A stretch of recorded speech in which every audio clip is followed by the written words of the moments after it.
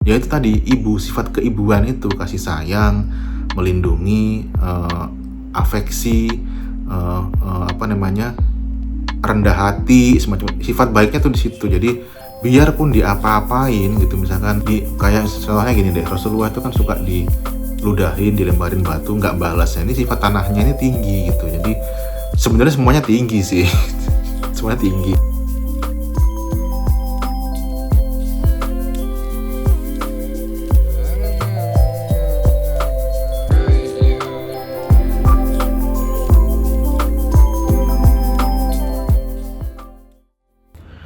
Assalamualaikum warahmatullahi wabarakatuh. Salam damai, salam sejahtera, salam kebajikan, salam keindahan.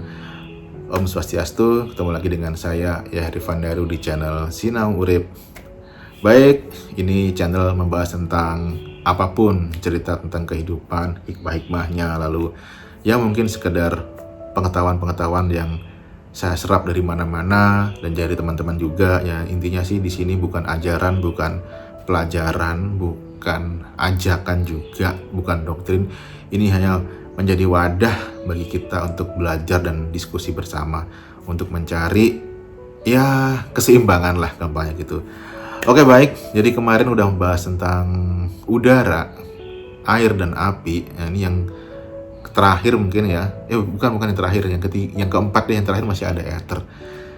Yang keempat itu tanah gitu ya. Jadi memang tanah ini kenapa kok jadi saya bahas terakhir, karena memang ada satu mungkin apa ya karena manusia ini kan pada dasarnya kan dari tanah gitu. Jadi yang terakhir, yang apa namanya, yang spesies terakhir lah katakanlah untuk peradaban ini tuh, atau yang terbaru gitu, yang udah sempurna gampangnya gitu, karena udah mempunyai 4 unsur ini dan diinstal oleh kecerdasan ilahi, kecerdasan yang substansial, yang tak terbatas itu, akhirnya bisa menjadi wujud fisik yang kecil dan mengisi seluruh kehidupan, kurang lebih seperti itu. Makanya tanah ini, dari tanah lah itu kita makan,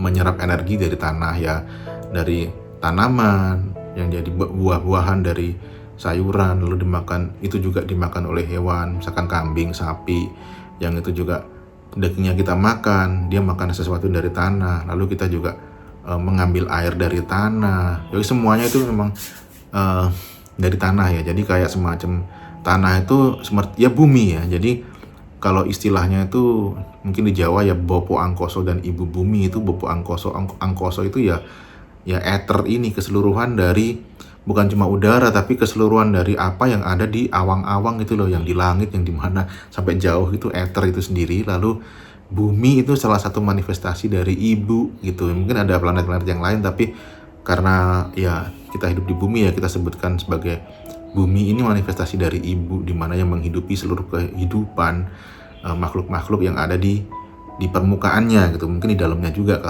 mungkin ada juga gitu ya, kurang lebih sih seperti itu. Jadi tanah ini menjadi satu faktor yang unsur ya, unsur dalam salah satu dari 4 ini yang memang menjadi dasar pembentukan manusia gitu. Jadi memang setelah semua menjadi tanah, semua menjadi elemen yang kecil-kecil, partikel, DNA, sel, kromosom, sel dan lain-lain, menjadi makhluk-makhluk kecil, hewan bersel satu, lalu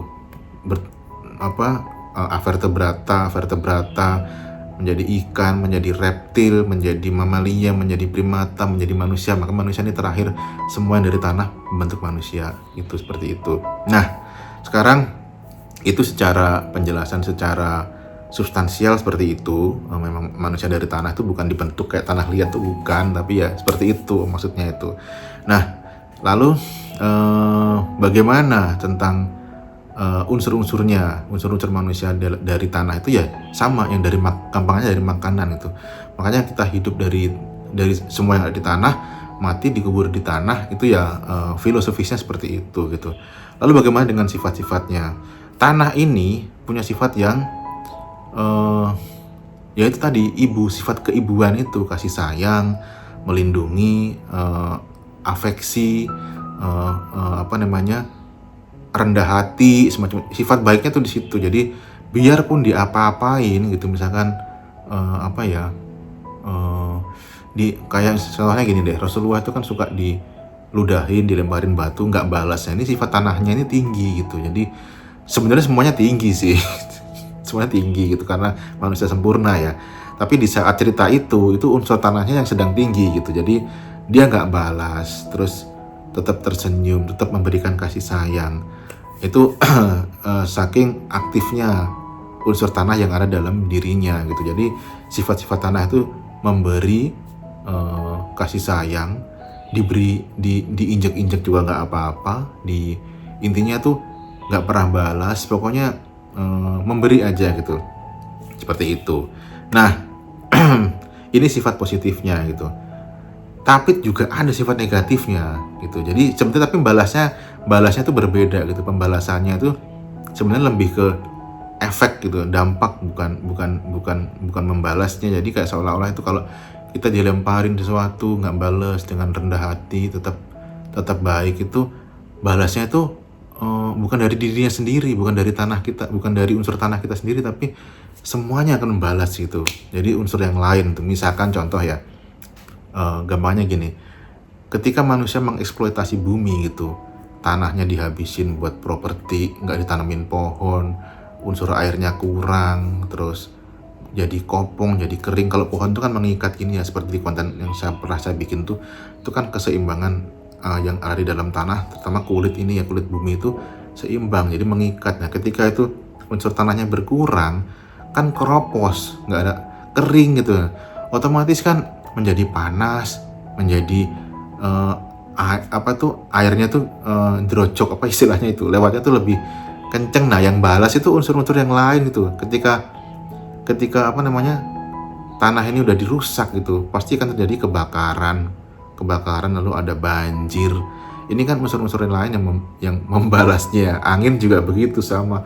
Jadi lebih mudah angin, jadi nggak seimbang gitu. Jadi berarti gini, manusia dari tanah, makan dari tanah, tapi ngerusak tanahnya sendiri atau bumi itu sendiri, otomatis kan hancur gitu kan. Nah, unsur yang lain ini ya, yang ini udahlah, gampangnya kalau misalkan secara substansial tuh udah tak bantu ngerusak sekalian aja deh, biar lebur lagi kayak gitu loh. Jadi emang tujuannya itu ya sebenarnya ya untuk meleburkan kembali, untuk membuat subur kembali, normal kembali lah katakan gitu. Kalau normal itu kan semuanya kan harmoni, kehidupan harmoni gitu. Nah, kurang lebih sih tanah tuh kayak gitu. Kok jadi belibet sih? Ya kurang lebih sama kayak gunung berapi gitu kan. Ketika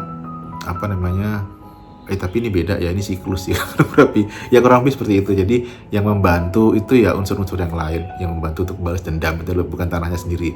Bagaimana dengan gempa bumi? Gempa bumi kurang lebih sama sih. Ini kan mungkin dari unsur udaranya. Ketika kopong gitu mungkin ada rongga terisi udara, lalu ada tekanan merekah. Nah, tanahnya ini digerakkan oleh unsur yang lain ya, udara ya, air ya, api tadi gitu. Jadi sifatnya tanah itu memang harusnya manusia sebagai entitas atau manifestasi ketuhanan yang berasal dari tanah, makan dari tanah, unsur dari tanah, itu harus mempunyai sifat-sifat ketanahan gitu ya, yang rendah hati, yang lebih cenderung kasih sayang, seperti itu kurang lebih ya. Nah, tapi kembali lagi, unsur yang lain ini tentunya menyeimbangkan. Kalau misalkan tanahnya ini di manusia ya, di substansi di manusia, di unsur di manusia, kalau tanahnya ini unsurnya rendah banget gitu, itu ya banyak misalkan ketidakpercayaan diri, pesimis, terus minder, rendah diri. Nah, ini juga destruktif, sama aja seperti sebenarnya kalau di tubuh kita, kalau unsurnya kurang, sama seperti di alam, kalau unsurnya kurang, itu juga pasti akan rusak gitu. Nah, bagaimana cara mengontrolnya ketika unsur tanah kita kurang, yang lain ditambahin? Oh, misalkan nih, kok kamu nggak rendah, kamu kok sering rendah diri sih, kasih sesuatu yang bikin semangat apa gitu, misalkan apinya dinyalain, entah gimana caranya biar makin semangat, dikasih kesenangannya mungkin, seneng makin semangat. Atau mungkin rendah diri karena habis kebakaran emosinya gitu, kasih air deh, hiburan dulu, healing dulu gitu, menikmati sesuatu yang nyaman, yang damai, kemana dulu, nanti apinya naik, airnya naik jadi happy, seimbang, atau udaranya yang ditambah, kok kayaknya kamu pengennya di bawah terus, nggak pengen bukan memimpin ya, tapi pengen unjuk diri sebagai sesuatu yang, sebagai manusia yang juga sama dengan yang lain gitu, kok bawaannya kok kayak nggak percaya diri di bawah gitu. Udaranya ditambah unsurnya, misalkan dengan kamu suka bisanya apa gitu, misalkan kebisaannya apa, aku kebisaannya misalkan melukis gitu, ya udah coba ngelukis, akhirnya PD-nya muncul, wah ya ternyata bener ya, PD-nya muncul, apinya udaranya muncul, apinya muncul, airnya muncul, seimbang. Nah, balik lagi, ini kalau dipupuk terus harus seimbang juga. Kalau apinya, airnya, tanahnya, dan udaranya dipupuk harus seimbang. Jadi nggak boleh salah satu menonjol. Kalau menonjol nanti ya, misalkan tanahnya menonjol, jadi dia destruktif juga, apinya kurang lebih sama, harus seimbang. Nah, yang menyeimbangkan siapa? Ya si energi elektromagnetik ini yang ada di luar, orang lain, atau di lingkungan, dan dari sendiri, atau pengaruh-pengaruh informasi segala macam, itu yang membuat menjadi satu energi elektromagnetik yang sangat besar, yang memang ada terinstal di dalam tubuh manusia dan makhluk lainnya, termasuk hewan, tanaman, ya entitas-entitas yang tidak terlihat seperti itu. Nah, kurang lebih untuk tanah cukup segini ya. Kalau teman-teman ada opini, ada komentar, boleh tulis di kolom komentar di bawah. Jadi nanti kita bisa jadi bahan diskusi yang lebih seru lagi. Untuk selanjutnya mungkin masih ada satu lagi, yaitu si avatar ini yang kita bahas. Tapi untuk ini cukup sekian. Semoga ini seru. Oke, assalamualaikum warahmatullahi wabarakatuh. Salam damai, salam sejahtera, salam kebajikan, Om Swastiastu.